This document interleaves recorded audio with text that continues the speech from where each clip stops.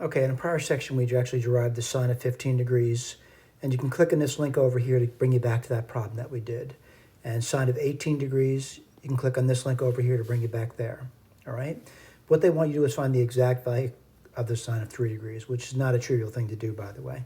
But it's easy enough to write down. So the sine of 3 degrees is the same thing as sine of 18 degrees minus 15 degrees. And then what you have to do is you have to expand it using the difference formula for sine. So sine of 18, cosine of 15, minus sine of 15, cosine of 18. Then what are you going to do? You have to go back to these links over here. Again, these two links over here. I'm not asking you to memorize. You go back and look at them. And the sine of 18 degrees is this number over here. The cosine of 15 degrees is this number over here. The sine of 15 degrees is this number over here. And the cosine of 18 degrees is this number over here. And then there's really not much simplification you can do. And basically what I did was I just, I wrote down the product here. I got a common denominator of 16. And to do that, I want to point out how to do that.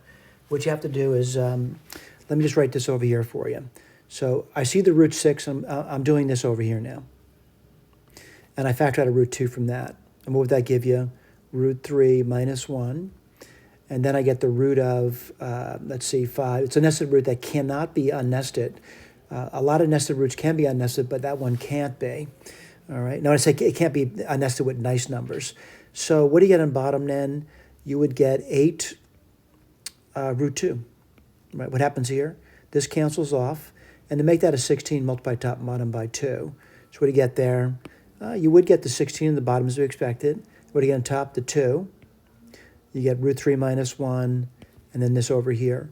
I'm going to say going beyond this is really kind of pointless. So I would say this is probably the simplest answer you come up with. However, you may want to try to multiply it out and see if something nice happens. But I did, I can't say I looked at it a long time, but I saw this as the end of a simplification to the problem. And that's the end I saw. Thank you so much for paying attention.